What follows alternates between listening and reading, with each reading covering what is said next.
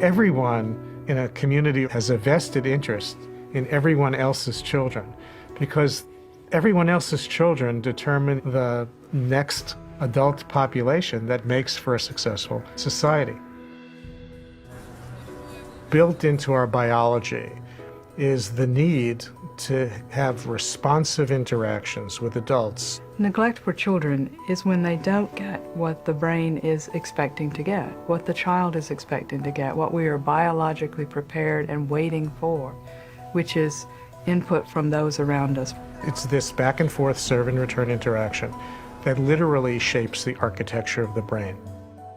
Serve and return begins when a child looks at something or observes something, makes an utterance, and that represents the serve. And the return is when the parent notices the child doing these things and responds to the child.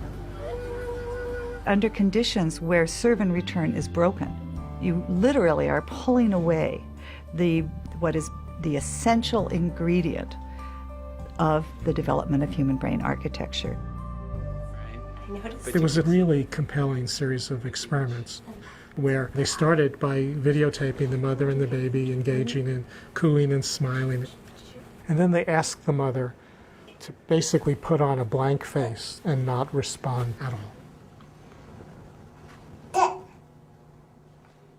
When a baby is not attended to, that is a sign of danger to the baby biologically. So the stress systems become activated.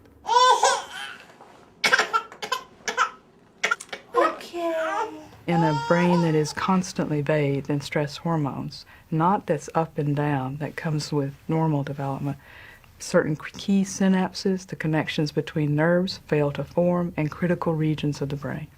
So neglect both fails to provide the stimulation that's needed to develop the basic architecture, and when it's at a certain level, is one of the most potent activators of the stress biology of a young child.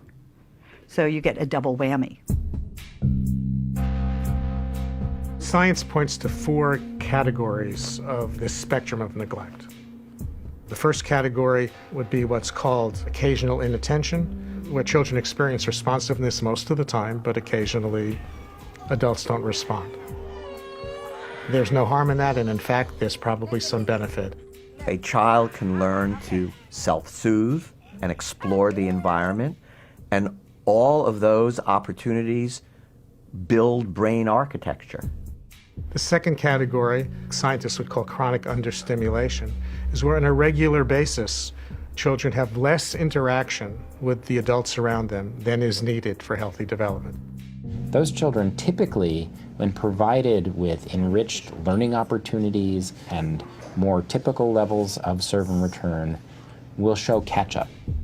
The third category is what science would call severe neglect in a family where not only are there prolonged periods of inattention and lack of responsiveness, but often also associated with not being fed enough, not being bathed enough, not having basic needs met.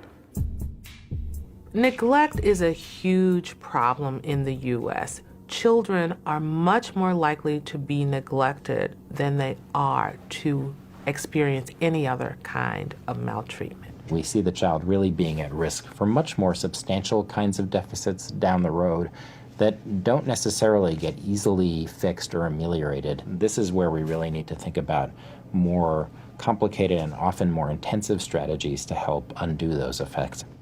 The fourth category, called severe neglect, generally found in institutional settings, is the result of children living in kind of warehoused type situation in orphanages.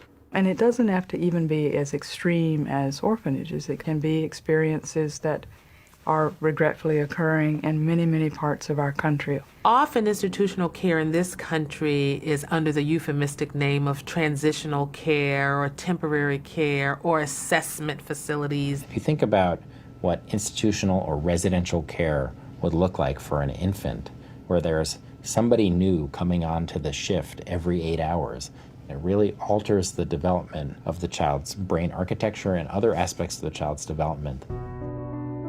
We have the potential to change children's developmental trajectories. Interventions can apply to parents to foster parents or adoptive parents, childcare settings, Head Start settings, and other kinds of settings. And really, what they're about is attuning people to the serve and return process. Neglecting young children is neglecting the foundations of a healthy next generation. The community pays a huge price later in terms of the problems of the next generation, whether it be educational achievement, economic productivity, good citizenship, the ability to parent the next generation. All of the things that have to do with a healthy, prosperous society.